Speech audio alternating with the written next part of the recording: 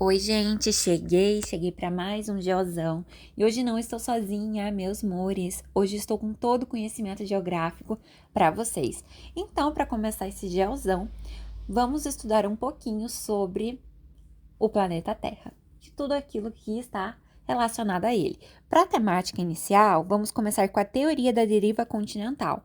A teoria da deriva continental, ela foi criada pelo alemão Alfred Wegener, que segundo ele, todos os continentes um dia já estiveram unidos e eles se dividiram. Em tese, haviam existido um supercontinente, que a gente chama de Pangeia, e um superoceano também, que era, no caso, o que cercava esse supercontinente. E esse superoceano, ele era bem raso. No caso, esse continente, a Pangeia, teria se dividido depois de centenas de milhões de anos, com o deslocamento e a deriva das placas continentais. E daí surgem outros dois continentes, a Laurásia e a Gondwana, os quais ainda se subdividiram de novo até chegar aos continentes que a gente tem hoje, a América, a Antártica, a África, a Europa, a Ásia e a Oceania.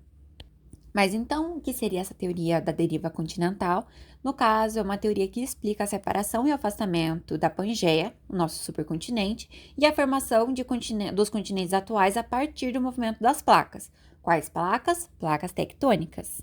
No caso, as placas tectônicas são grandes blocos formados por camadas litosféricas e elas se movimentam em razão à energia proveniente das correntes de convecção do magma oriundas do manto terrestre. Então, lá dentro do nosso planeta, a gente tem aqueles líquidos, né, que a gente, por exemplo, conhece como magma, e esse líquido ele se movimenta, né? Porque é um líquido, então ele está constantemente se movimentando. Pense em um relógio. Esse movimento desse relógio, ele se chama convecção. E esse movimento de convecção faz com que o magma suba, né? E a partir desse momento que ele está subindo, ele mexe também na nossa crosta terrestre, que é a parte superficial do nosso planeta. E existem três tipos de placas tectônicas: as placas oceânicas, as continentais e a oceana continental, que no caso é meia a meia. E essas placas, elas têm três tipos de movimento: os convergentes, que quando as placas se chocam; os divergentes, que é quando as placas se afastam; e as transformantes, que quando elas ocorrem um movimento lateral, quando elas se esfregam, por exemplo. E dentro do movimento convergente, a gente tem as zonas de subducção, que é quando uma placa e uma outra placa, elas se sobressaem uma em relação à outra. Por exemplo, a placa mais pesada, ela vai descer, enquanto a mais leve vai subir. E essa que sobe, por exemplo, ela cria, por exemplo, a Cordilheira dos Andes, né? Tem uma placa subindo. E claro, existem outros movimentos também que não necessariamente causados por movimento de subducção. Por exemplo, o vulcanismo. O vulcanismo, ele vai vir também pelo movimento de convergência, do choque entre as placas, mas a gente também tem tsunamis, que no caso são abalos sísmicos que ocorrem no oceano.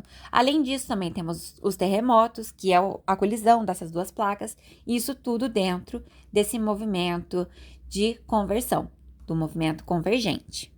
E no Brasil, ocorre terremotos? Bem, no Brasil ocorre, porém, a gente não sente porque é muito leve. A gente fala que são apenas abalos sísmicos, a gente não sente realmente um terremoto, apesar de ter a movimentação. Então, é algo bem leve, mas não para seres humanos sentir. Apenas as máquinas, por exemplo, que medem a movimentação dessas placas tectônicas. E falando nisso, a gente vai daí para as fatias da Terra, né? Vamos começar de cima para baixo. A gente tem a crosta terrestre, que é onde a gente vive, que é a camada mais superficial do planeta. E ela também é bem fina em relação às outras fatias da Terra. Essa fatia, ela é, no caso, formada pelas placas tectônicas e a gente vive sobre elas, né? A nossa biodiversidade, seres humanos, animais, vivem sobre a crosta terrestre, a parte mais superficial. Daí logo depois a gente tem o manto, e ele é subdividido em dois, o manto superior e o inferior. O manto, ele é a camada mais extensa da Terra, né, das fatias, e ele é extremamente quente. E dentro dele, no caso, ele, diferente da crosta, ele é líquido. Então, além desse ser líquido, ele é extremamente quente. E daí, diferente do manto, a gente tem o núcleo, também com a parte inferior e a superior. Só que aqui, diferente do manto, que no caso tem esse calor, né, a movimentação das placas e tudo mais, no núcleo a gente tem uma concentração de ferro e de níquel.